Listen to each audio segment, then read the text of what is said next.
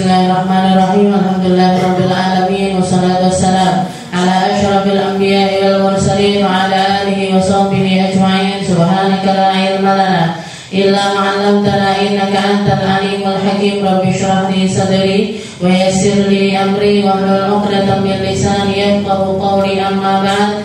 Alhamdulillah ala nikmatil Islam, alhamdulillah ala nikmatil iman, wa kafa biha min ni'mah. Allahumma barik lana fi Rajab wa Sya'ban wa ballighna Ramadan wa ballighna Ramadan wa ballighna Ramadan wa 'inna as-siyam wal qiyam wa qira'atil Qur'an wa qanni'na bil yasiri minal manam.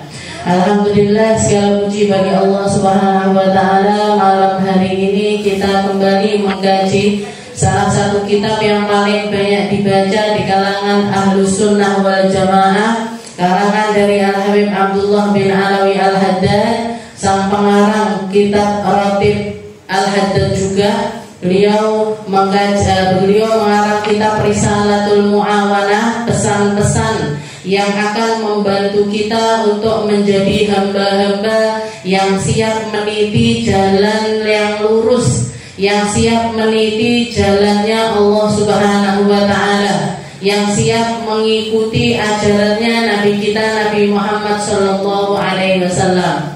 Diceritakan Rasulullah sallallahu alaihi wasallam ketika minta sama Allah taala, ya Allah, jangan engkau binasakan umatku dengan banjir. Maka Allah taala mengatakan, ya wahai Muhammad, umatmu tidak akan binasa dengan banjir. Setelah itu Nabi Muhammad mengatakan, ya Allah, jangan engkau binasakan umatku dengan adanya angin ataupun bencana-bencana seperti umat-umat terdahulu. Maka Allah Subhanahu wa taala juga mengatakan, ya Muhammad, umatmu tidak akan binasa oleh angin ataupun juga reruntuhan dan lain sebagainya. Setelah itu Nabi Muhammad mengatakan, ya Allah, jangan engkau binasakan umatku dengan pertikaian yang terjadi di antara mereka, dan Allah Ta'ala tidak mengijabahi doa Nabi yang tersebut. Oke, jadi sebenarnya Nabi Muhammad SAW tahu persis, umatnya Nabi Muhammad juga tahu persis, para ulama-ulamanya Allah Ta'ala juga tahu persis bahwasanya satu-satunya hal yang mampu meruntuhkan agama Islam, yang menjadi sesuatu yang akan membinasakan agamanya Allah Subhanahu wa taala, satu-satunya adalah perpecahan yang terjadi di antara umat Islam sendiri. Oke, bukan tengkar sama non-muslim, bukan tengkar sama agama lain, bukan tengkar sama mereka-mereka yang penyembah berhala ataupun penyembah api, bukan. Tapi yang membinasakan umat Islam ini ketika umat Islam itu sendiri bertengkar dengan sesama muslim. Golongan ini merasa dirinya paling benar sehingga mencela golongan yang lainnya. Sing ndak gelem kunut ngelok-ngelok nih sing kunut, sing kunut ngelok-ngelok nih sing ndak kunut, sing tahlilan ngelok nih sing ndak tahlilan, sing ndak tahlilan nggih balik ngelok nih sing tahlilan. Mau sampai kapan, Bu? Ini yang akan membuat umat Islam ini terpecah-pecah sehingga mereka lemah dan gampang sekali dihancurkan oleh umat-umat yang lainnya. Sehingga walaupun kelihatannya jumlahnya banyak luar biasa, tapi mereka semuanya tidak ada artinya, gak punya kekuatan, gak punya kekuasaan, gak punya pendirian, gak punya sesuatu yang bisa dilihat oleh umat lain, sehingga gampang sekali untuk diombang-ambingkan. Disogok karo Indomie siji loro metu, disogok SPP-nya anakmu tak bayari metu. Gak ada kekuatannya sama sekali. Imannya runtuh karena apa? Karena manusianya atau pemeluk agamanya hanya sibuk dengan bertengkar antara umat yang lainnya. Tukarannya masalah kecil-kecil, tengkarnya masalah furu'iyah, masalah perkara-perkara yang kecil-kecil. Ini yang satu-satunya doanya Nabi Muhammad yang tidak diijabahi oleh Allah Subhanahu wa taala. Oke. Oleh karena itu di dalam Al-Qur'an Allah Subhanahu wa taala banyak sekali memperingatkan, wala takunu kalladzina tafarraqu wa ikhtalafu min ba'di ma ja'ahumul bayyinat wa ulaika lahum 'adzabun 'adzim. Wahai umatnya Nabi Muhammad, jangan kalian itu terpecah-pecah ataupun kelompok-kelompokkan sehingga kalian saling bertikai min ba'di ma ja'ahumul bayyinat. Padahal keterangannya sudah datang, Al-Qur'annya sama, nabinya sama, ajarannya sama. Fokuslah terhadap sesuatu yang besar, jangan nyari masalah tentang perkara-perkara yang kecil-kecil. Jangan tengkar cuman masalah yang kecil-kecil aja. Yang masalah kecil-kecil ini anggap tidak ada masalah. Seperti abah saya kalau ngajarin, kamu kalau punya masalah kecil anggap tidak ada masalah.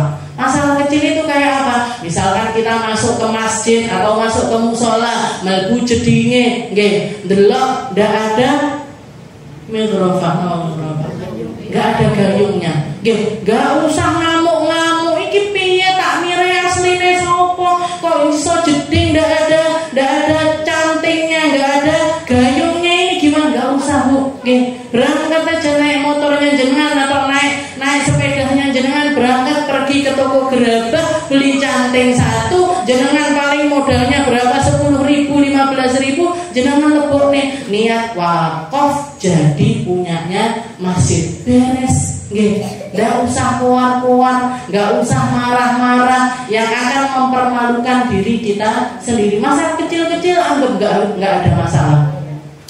Mosok masalahnya panggah sandal ilang, mosok masalahnya panggah tengkar sama tetangga, masalah jemuran, jangan Bu. Yang kecil anggap tidak ada masalah. Terus misalnya kebiasaan tetangga saya itu sukanya jemur di rumah saya, di pagar saya, yo jenengan jemur nih pisan, kalau pas garing jenengan jikok nih pisan, jenengan setelika nih pisan, nyampe ke rumahnya sudah bagus. Jenengan niatkan sedekah setelikanan, nggak bisa ngasih makan, nggak bisa ngasih minum, nggak bisa ngasih apa-apa, kasih tenaga sama dia. Lama-lama malu, lama-lama mesti malu. Yang pertamanya ngomel-ngomel, halah cuman pagar aja loh, halah cuman tembok aja loh. Lama-lama malu sendiri dia sama jenengan. Wong bendino datang sudah lempitan, sudah bagus, sudah wangi, sudah kering, sudah wangi, lama-lama malu.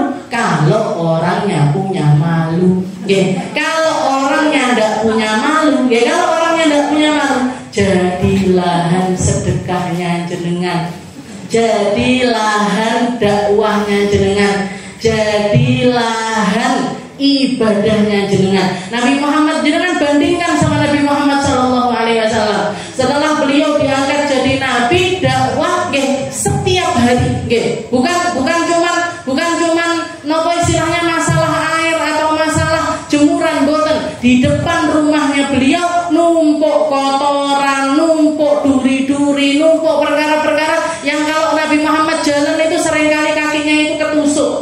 Siapa yang naruh? Pamannya sendiri, Abu Lahab. Kalau enggak gitu Abu Jahal, kalau enggak gitu Abu Sufyan, sip-sipan. Jangan tahu, Nabi Muhammad itu ada sip-sipannya. Jadi orang-orang kafir Quraisy itu punya jadwal, kamu waktunya pagi hari Senin, aku nanti siang, aku nanti sore, aku nanti malam. Jadi Nabi Muhammad setiap keluar rumah, di depan rumahnya ada kotoran. Apa yang dilakukan sama Nabi Muhammad? Diinggir nih, dipinggirin, habis itu beliau lewat. Besoknya lagi kelihatan, diinggir lagi. Sampai suatu hari beliau lihat, loh, kok bersih teras rumah saya, kok nggak ada kotoran ini. Mesti yang naruh kotoran, yang jadwalnya naruh kotoran ini mesti lagi bermasalah. Beneran sakit Bu, orang yang sakit dijenguk sama Nabi, bawa buah dijenguk sama Rasulullah SAW.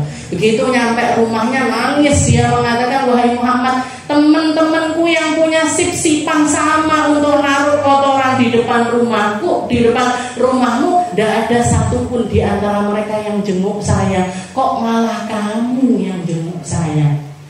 Kok malah kamu yang jenguk saya? Apa yang dilakukan? Asyhadu an la ilaha illallah wa anna Muhammadar Rasulullah. Jadi masalah kecil anggap gak ada Karena kalau kita tetap direpoti sama masalah-masalah kecil, kalau kita tetap terbebani dengan masalah-masalah kecil, kita tidak akan diuji dengan masalah yang besar. Kita tidak akan datang masalah besar yang akan membuat derajat kita itu naik di sisi Allah Subhanahu wa Ta'ala. Masalah kecil anggap nggak ada masalah, masalah besar anggap masalah kecil. Masalah besar anggap sebagai masalah kecil. Enak mesti hidupnya jenengan.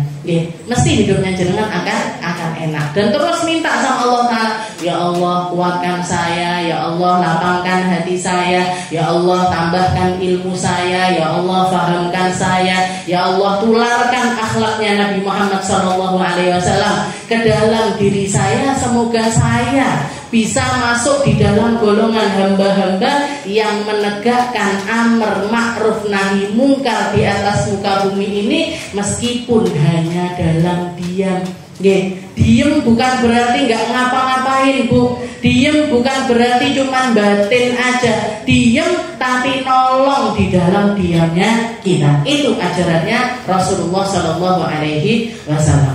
Kita lanjutkan, beliau mengatakan, Habib Abdullah bin Alawi Al-Haddad mengatakan, qala al-muallif rahimahullahu ta'ala wa nafa'ana bihi wa bi'ulumihi fid daraini wa alam anna al-amr bil ma'ruf wajib wan nahyi 'anil muharrami wajib wal amr bil mandub wan nahyi 'anil makruhi mustahab. Katanya beliau, sesungguhnya nyuruh orang amr bil ma'ruf, ngajak orang, memerintahkan orang untuk melakukan perkara yang baik, itu hukumnya adalah wajib.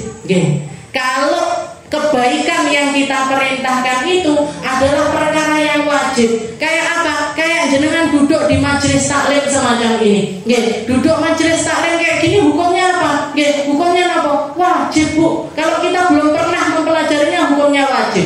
Kalau kita nggak ngerti hukumnya wudu, wajib duduk di tempat yang mengajarkan wudu. Kalau kita nggak bisa ngaji, wajib duduk di tempat yang mengajarkan kita ngaji. Kalau kita nggak ngerti masalah sholat, wajib belajar sholat. Mau umroh, mau haji, belum ngerti ilmunya haji umroh, wajib belajar. Berarti apa? Thalabul ilm atau kebaikan yang namanya belajar itu hukumnya adalah wajib. Jadi kalau ada orang ngomong, ngapain sih ibu-ibu itu datang ke pengajian? Mau sampai kapan? Gunanya apa? Kalau ada orang ngomong kayak gitu, jangan ngomong, Ibu, biar mulutnya saya ndak kayak mulutnya kamu. Biar pikiran saya ndak kayak pikirannya kamu. Biar jalan hidup saya ndak kayak jalan hidup kamu. Nggak mau kita, masih yo jadi ketua partai, masih yo jadi pemimpin negara sekalipun. Tapi kalau nggak ngerti nikmatnya berislam, nggak ngerti nikmatnya beriman, saya nggak mau nggak mau saya jadi orang-orang yang semacam itu. Ini anak saya, cucu saya jadi apa namanya? Jadi sarjana 5 orang danggumun, danggumun mau anaknya jadi sarjana semuanya, sarjana jadi pelacur banyak, sarjana jadi tukang narkoba banyak, sarjana jadi tukang korupsi banyak, sarjana maling uangnya negara banyak. Nggak pengen kita hidup seperti kehidupan kamu, makanya kita ngaji. Sampai kapan? Sampai mati.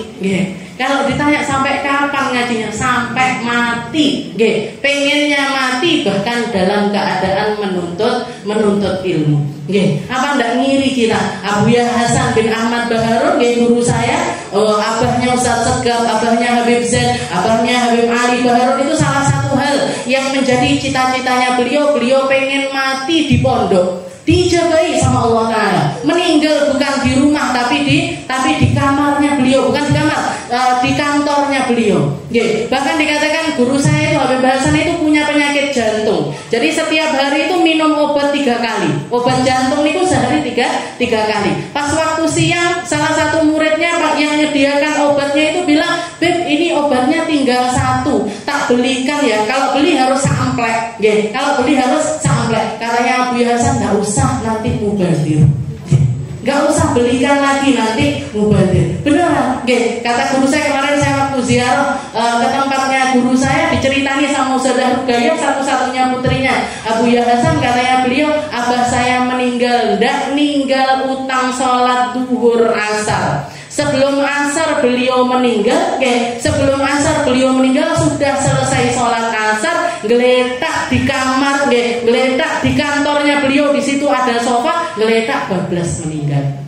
Dan siangnya duhurnya itu beliau nyuruh Ustazah Rugayah, nyuruh istrinya Ustazah Khadijah pergi berangkat. Ke ngapain? Beliau piring sing akeh, beliau gelas yang banyak, beliau ini beras dan lain sebagainya. Mau apa, Bi? Nanti habis ini banyak tamu. Nggih. Habis ini banyak tamu. Apa ndak ngiri kita sama orang-orang kayak gini? Nggih, meninggal di antara muridnya dalam keadaan sudah sholat, nggih, dalam keadaan sudah sholat, bahkan ndak ninggal obat jantung yang harganya itu cukup mahal. Katanya beliau mubazir. Kenapa? Tahu sudah janjian sama malaikat Israil. Ya, terasa ya. Nggak bisa asal. Lah itu tidak ada ditawani Bu. Saiki. Sekarang tidak kakek dikasih tahu kapan meninggal. Jadi ini orang-orang yang amar ma'ruf. Jadi amar ma'ruf ngajak orang untuk melakukan kebaikan, dan kalau kebaikannya itu perkara yang wajib, perkara yang wajib seperti apa? Thalabul ilm seperti ini. Yang nggak ngerti kita jadi ngerti, yang nggak ngerti halal haram kita jadi ngerti halal haram, yang nggak ngerti masalah rukun-rukunnya sholat jadi ngerti, yang nggak ngerti masalah wudu jadi ngerti, dan lain sebagainya. Maka datang atau ngajak orang untuk mendatangi tempat-tempat semacam itu, hukumnya adalah wajib. Hukumnya adalah wajib sesuai dengan amaliyahnya yang wajib, maka ilmunya pun juga hukumnya menjadi wajib. Ilmunya wudu jadi wajib karena jadi syarat sahnya sholat. Ilmunya cebok jadi wajib karena jadi syarat sahnya wudu. Ilmunya bersih-bersih, toharoh dan lain sebagainya menjadi wajib karena semuanya kaitannya dengan ibadah wajibnya kita, yaitu sholat. Dan semua hal yang wajib seperti itu. Zakat, ilmunya zakat, hukumnya wajib. Ada orang meninggal, ilmunya ngopeni jenazah, hukumnya juga wajib. Wajib kifayah. Ada yang wajib ain, ada yang wajib kifayah. Jadi annal amr bil ma'ruf wajib, wan nahyi 'anil muharram wajib. Nyegah orang, atau melarang orang untuk kumpul-kumpul untuk melakukan perkara-perkara yang haram, judul hukumnya juga ikut wajib. Kalau kita tahu di tempat itu biasanya orang kumpul-kumpul untuk judi, anaknya jenengan pamit, Bu, saya tak ikut nongkrong sama orang-orang itu ya. Ndaknya ini ngomong tidaknya ini tadi hukumnya adalah wajib. Kenapa? Karena kita tahu persis di situ ada keburukan, di situ ada sesuatu yang diharamkan sama Allah Taala, di situ ada sesuatu yang mendatangkan murkanya Allah. Ada orang narkoba, ada orang minum khamr, ada orang berzina, ada orang melakukan keburukan-keburukan, maka mencegah orang untuk mendatangi hal tersebut hukumnya juga wajib.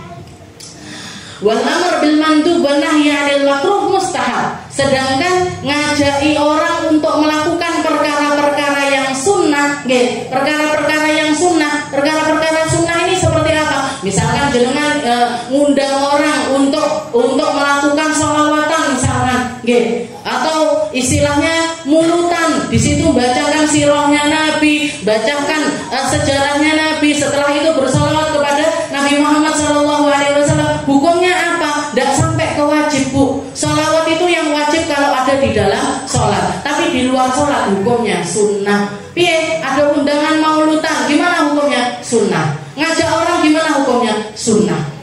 Kalau ngajak kita ikut dapat pahala, kalau bikin perkumpulan kita juga ikut dapat pahala. Jadi sesuai dengan amaliyah. Kalau amaliyahnya wajib, ngajaknya juga wajib.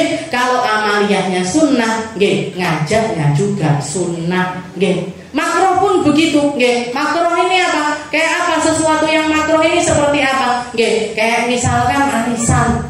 Arisan yang di situ identik dengan istilahnya komunitas yang nggak baik. Komunitas yang nggak baik. Misalkan kita arisan ya. Nah, nanti setelah arisan nggih, uangnya ini dipakai untuk hura-hura, nggih, dipakai untuk beli sesuatu yang kurang ada manfaatnya. Nah, maka perkumpulannya hukumnya adalah makruh. Tidak sampai ke haram karena tidak ada sesuatu yang haram di dalamnya, tapi jatuhnya jadi makruh. Nggih, ajak-ajak orang untuk ikut kumpulan yang semacam ini, hukumnya ikut makruh. Nggih, hukumnya ikut makruh walaupun tidak sampai ke haram. Wa 'alaika idza amarta bi ma'ruf aw nahaita 'an munkarin wa lam yusma' lak bima faraqati mawdi'il munkar wa hajri murtakibi hatta yafi ila amrillah. Dikatakan, dan hendaknya engkau kalau sudah nyuruh orang melakukan kebaikan atau mencegah orang melakukan kemungkaran tapi tidak didengar sama orang-orang itu, nggih, dijai sekali, 2 kali, 3 kali, 10 kali, 100 kali, 1000 kali, panggah ndak dirungokne, tetap ndak mau ikut, tetap tetap ndak mau gabung di dalam kebaikan-kebaikan tersebut, nggih, maka dikatakan bimufaraqati mawdi'il munkar. Hendaknya kamu aja yang keluar dari komunitas buruk itu tadi. Nggih, keluar aja. Kalau kita tidak bisa ngasih pengaruh yang baik di satu tempat, nggih, tempat ini kumpulan yang buruk, kumpulan yang tidak benar. Nggih, kita sudah berusaha untuk ngomongin mengusahakan sudah dengan harta kita, dengan omongan kita, dengan tindakan kita dan lain sebagainya, tetap tidak mari-mari, nggih, keluar aja. Nggih, keluar aja dari tempat tersebut. Kayak contohnya gimana misalkan, nggih, yang musim sekarang lah, orang-orang sekarang bikin kumpulan reunian, nggih. Reunian SMP, SD, TK, PAUD atau piye, nggih, nglumpuk, nggih, reunian enggak ada aturannya. Misalkan aturannya apa? Enggak boleh bawa suami, enggak boleh bawa anak. Akhirnya ngumpul di satu tempat, laki perempuan, nggih, nyanyi-nyanyi, terus kelihatan, itu dulu yang aku sempat ting-ting sama dia. Saya dulu yang sempat naksir orang itu, ternyata sekarang sudah jadi duda misalkan. Nggih, tak cedekin lah, nggih, tak deketin lagi. Satu orang hancur keluarganya. Satu orang lagi hancur keluarganya. Satu orang lagi hancur keluarganya. Jenengan ada di dalam situ, jenengan tidak ngapa-ngapain, jenengan bisa menjaga diri dari perbuatan buruk tersebut. Sudah ngomongi, sudah mengusahakan, sudah nuturi ini dan lain sebagainya, tetap aja keadaannya seperti itu, keluar aja. Nggih, keluar aja. Nggak usah melok kumpulan yang semacam itu. Nggih, nggak perlu masuk di dalam perkumpulan yang semacam itu. Atau yang sering saya dicurhati sama orang, nggak sampai kumpul-kumpulan tapi di dalam grup. Nggih, bikin grup angkatan SMA tahun sekian misalkan gitu. Ngumpul jadi satu laki perempuan di satu grup, tahu-tahu ada yang ngomong jelek, ngomong nggak baik, disauti ini, jangan nuturi, bu, jangan kayak gitu toh, nggak baik, ini masa kumpulan sekolah ini kok ngomongnya kayak gini, nggak di rumah, panggil seperti itu, keluar. Gini. Jadi kalau satu kelompok yang di situ sudah tidak sehat, arahnya sudah tidak sehat, kumpulannya sudah tidak sehat, berpotensi untuk dapat murkanya Allah Ta'ala, jangan sudah mengusahakan dengan apapun kok tidak didengar, keluar. Gini. Keluar dari perkumpulan yang semacam itu. Oke, kenapa? Karena nanti pertanggungjawabannya bukan cuma di dunia, di akhirat, Bu. Yo ditanyai, yo ditekoi, yo istilahnya semuanya akan ditanyakan oleh Allah Subhanahu wa taala. Terus kita mau jawab apa? Oke, kita mau jawab apa? Oke, saya menikmati kumpul sama orang-orang itu, ya sudah. Oke, murkanya Allah Ta'ala yang akan menanti kita. Alhamdulillah ini. Jadi keluar dari tempat tersebut. Persis seperti yang dilakukan oleh Rasulullah SAW. Dakwah beliau 13 tahun belandeng di negeri Mekah.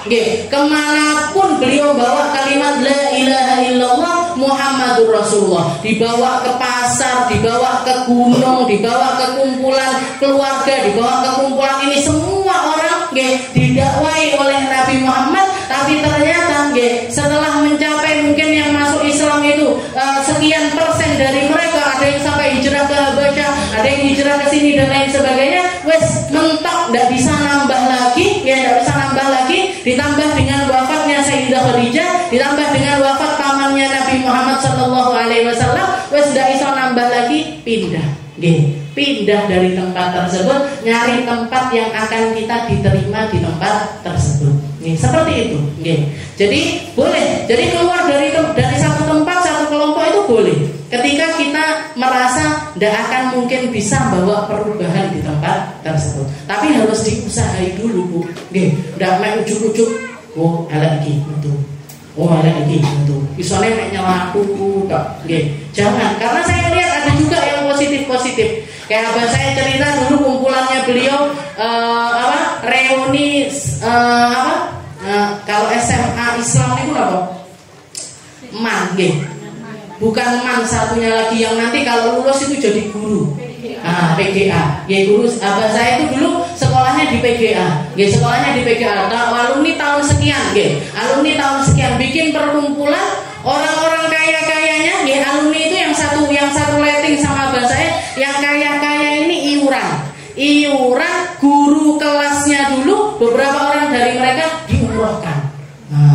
Diumrohkan. Jadi kumpulan itu tadi tidak cuman untuk hihi makan ketemuan boten, tapi ada efek yang bagus di situ. Jadi kumpulkan uang semuanya iuran berapapun diterima, terutama yang kaya-kaya itu dimintai lebih. Setelah itu gurunya satu-satu diumrohkan, kan bagus.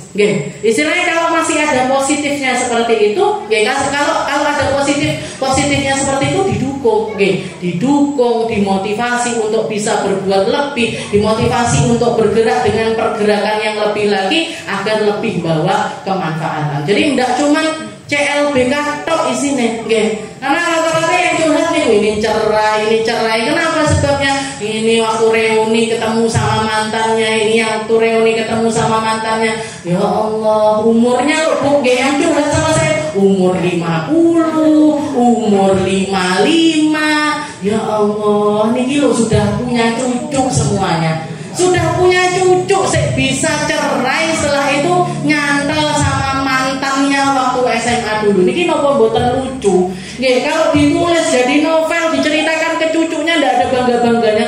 Ya Allah, izin aku punya nenek saya ketemu sama mantannya, reuninya habis itu selingkuh. Na'udzubillah ini dimilani. Jadi rusak, zaman sekarang itu zaman yang rusak. Wa 'alaika bi karahiyatil ma'asi wa karahiyatil musirrin 'alaiha wa bughduhum fillah wa hadza wajibun 'ala kulli mu'min. Setelah itu dikatakan, dan hendaknya kamu untuk benci dengan para ahli maksiat dan membenci orang-orang yang terus melakukan keburukan tersebut, tapi bencinya karena Allah. Jangan benci orangnya, benci sama perbuatannya. Jangan benci sama orangnya. Jangan pernah membenci seseorang karena dirinya. Saya tidak senang sama orang itu. Kenapa? Hidungnya bengkok misalnya. Jangan. Kamu kenapa kok nggak senang sama orang itu? Orang itu kalau pakai baju mesti tidak matching misalkan. Jilbabnya hijau, lambinnya abang. Saya risih, mata saya risih. Jangan, Bu. Jangan benci orang karena dirinya, atau karena personalnya, atau karena dia anaknya siapa, atau karena dia ini dari keluarga apa. Jangan.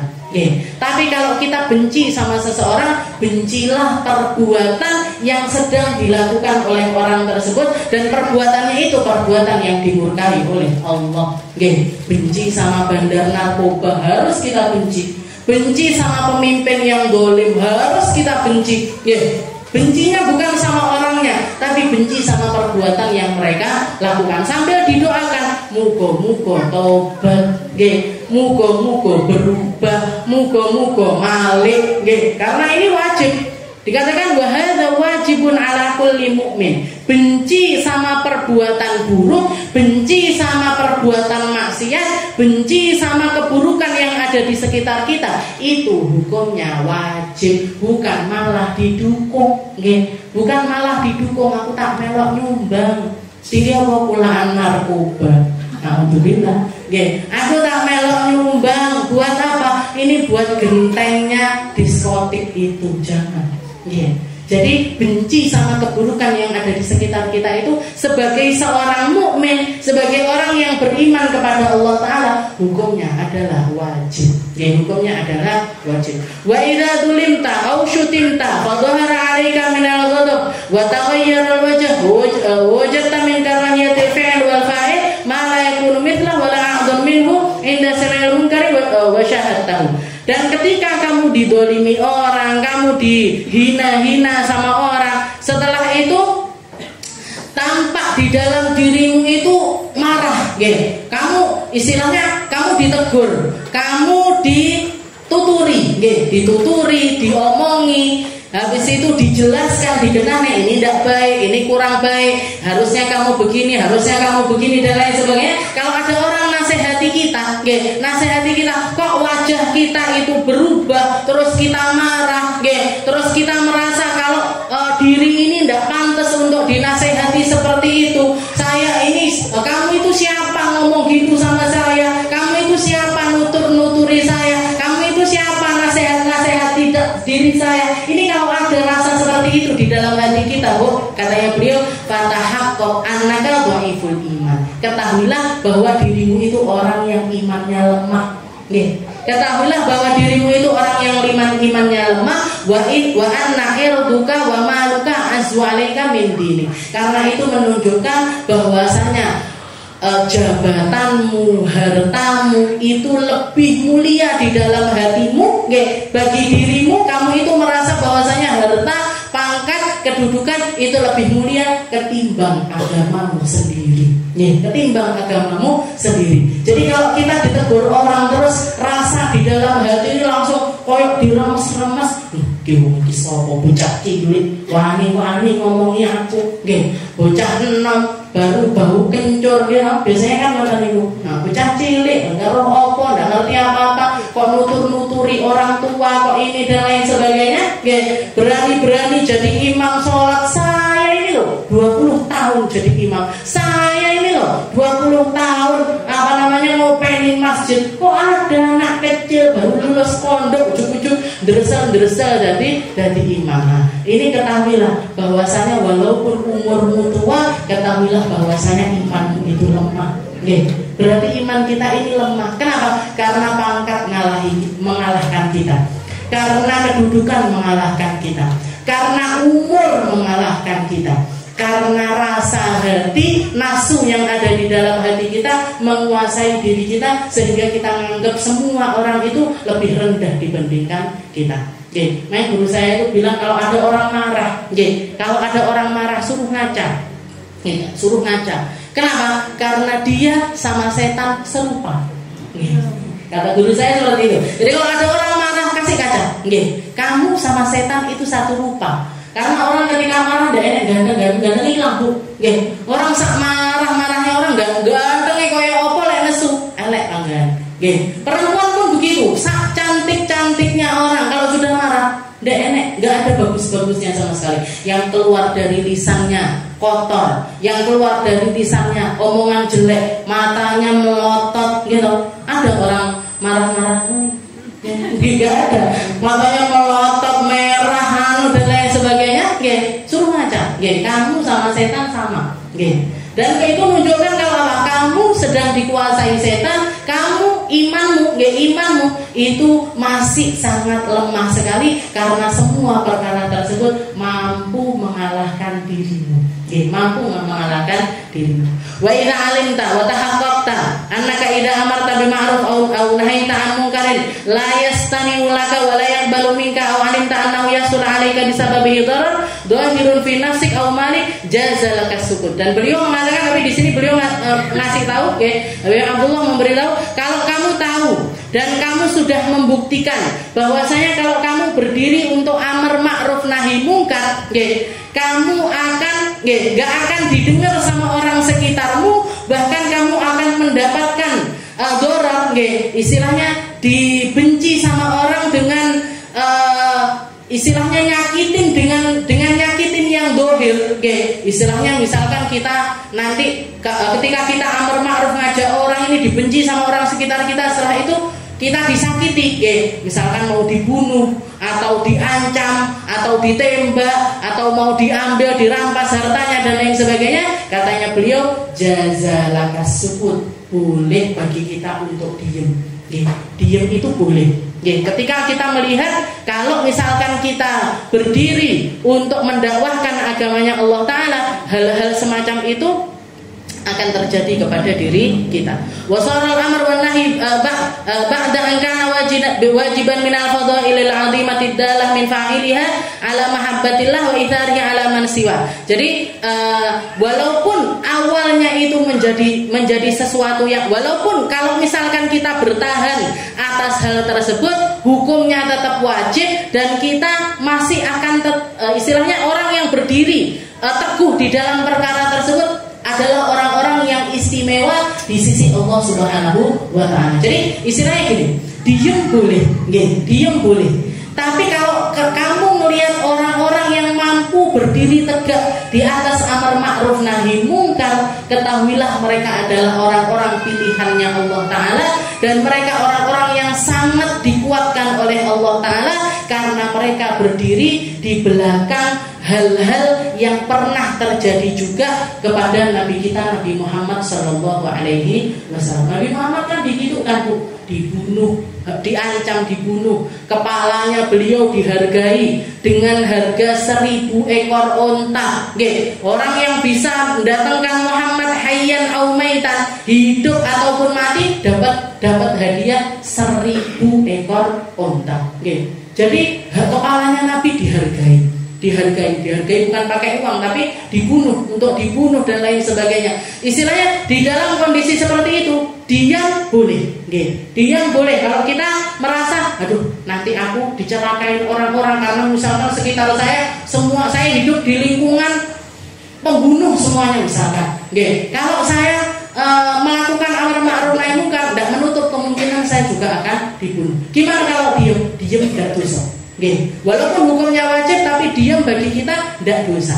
Tapi kalau kita mampu berdiri di atasnya, itu adalah kemuliaan yang luar biasa.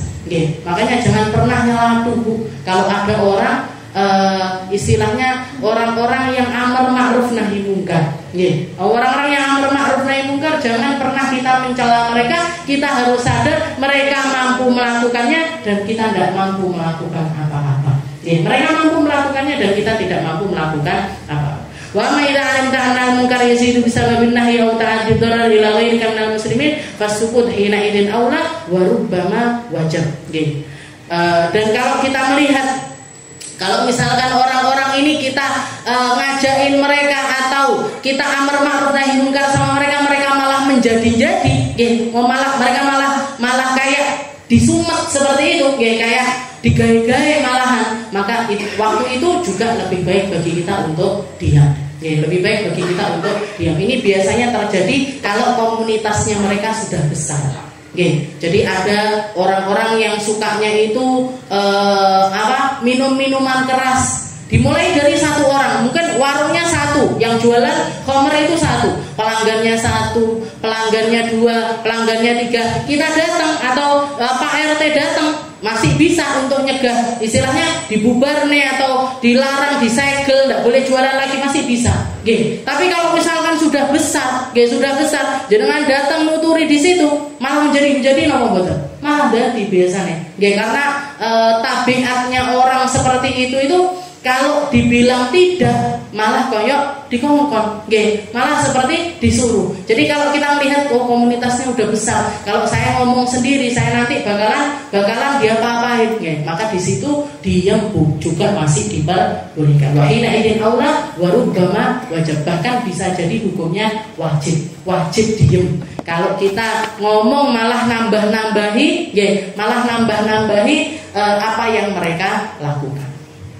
Wa iyyaka wal mudahana fa innaha minal jaraim wa hiya ayyakunal hamil laka ala sukut. Wallahu a'lam bishawab. Ini pengen